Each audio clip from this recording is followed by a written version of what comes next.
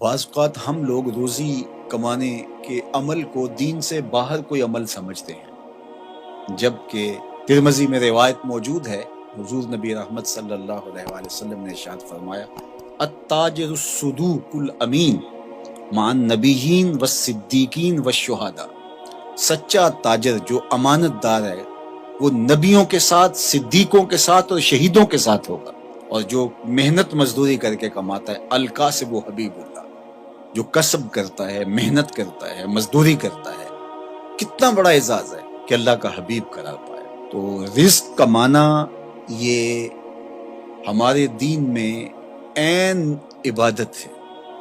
اللہ کے محبوب علیہ السلام نے ایک موقع پہ ارشاد فرمایا ما ودع فی امرہ فہی صدقہ، جو کمائی کر کے لا کے تو بیوی کے منہ میں رکھتا ہے، لقمہ ڈالتا ہے، فرمایا وہ بھی صدقہ ہے، اس کا بھی تجھے صدقے کا ثواب نصیب ہوتا ہے۔ سورہ الجمعہ اٹھائیے، وہاں جب جمعۃ المبارک پڑھنے کی تاکید کی گئی اور کہا کاروبار چھوڑ دو، اور پھر فرمایا جب تم جمعۃ المبارک کی نماز ادا کر لو پھر اللہ کے فضل کو ڈھونڈنے نکلو۔ اللہ اکبر، تلاش رزق میں نکل پڑو، یہ اللہ کا فضل ہے۔ وَأَقِیمُوا الصَّلَاةَ، نماز قائم کرو، وَآتُوا الزَّکَاةَ، اور زکوٰۃ ادا کرو، وَأَقْرِضُوا اللَّهَ قَرْضًا حَسَنًا، اور اللہ کو قرض حسنہ دو۔ کیا کرم نوازیوں کے رنگ ہیں، خود دے کے اور خود کہتا ہے کہ مجھے قرض دے دو، اور پھر فرمایا کہ میں اس کو لٹاؤں گا بھی، ایسے نہیں کہ جتنا تم نے دیا میرے دیے سے دیا اور پھر میں تمہیں اس کو لٹا دوں گا، کہا دگنا کر کے لٹاؤں گا۔ اللہ اکبر۔ تو یہ اللہ تعالیٰ جل شانہ بندوں کا امتحان لیتا ہے، مال دے کر کے بھی امتحان لیتا ہے اور مال سے محروم کر کے بھی اللہ بندوں کا امتحان لیتا ہے۔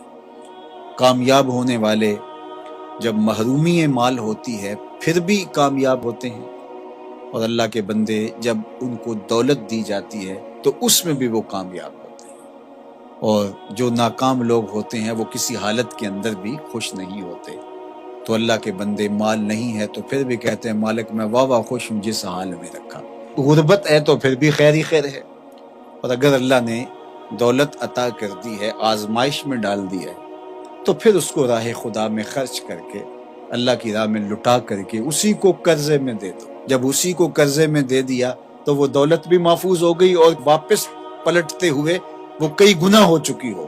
اگر بندہ اس نقطے کو سمجھ لے تو کبھی بھی وہ راہ خدا میں دیتے ہوئے پریشان نہیں ہوگا کہ یہ تو میں اللہ کو دے رہا ہوں، قرضے میں دے رہا ہوں، اور اس کا وعدہ ہے کہ میں لٹاؤں گا ضرور، اور اللہ کے وعدے سچے ہوتے ہیں۔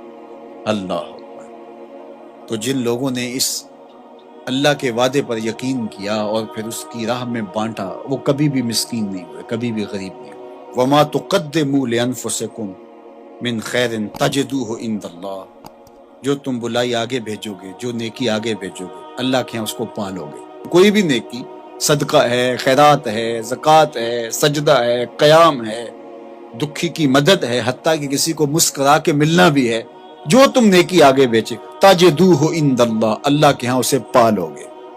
اللہ اکبر۔ حدیث پاک میں آتا ہے کہ جب کوئی بندہ اللہ کی راہ میں خرچ کرتا ہے تو اللہ اس کو یوں پالتا ہے جس طرح تم مینڈا پالتے ہو اور اس کو پال پال کے بڑا جوان کرتے ہو، تو جب تم راہ خدا میں دیتے ہو تو اللہ اس کو یوں پالتا ہے۔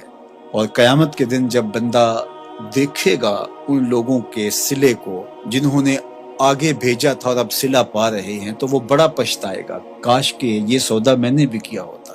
سورہ الفجر کے اندر اللہ تعالیٰ نے ارشاد فرمایا، وہ کہے گا یا لیتنی قدمت لحیاتی، کاش میں نے ساری زندگی ہی آگے بھیج دی ہوتی۔ یا لیتنی کے اندر اس کا جو افسوس ٹپک رہا ہے، وہ کہے گا ہائے افسوس، ساری زندگی اس آخرت کی زندگی کے لیے گزار دی ہوتی۔ لیکن اس دن پھر پچھتانے کا کوئی فائدہ نہیں ہوگا۔ آج کا پچھتاوا کل کی بہتری کا ضامن ہے، کل کا پچھتاوا سوائے حسرت بڑھانے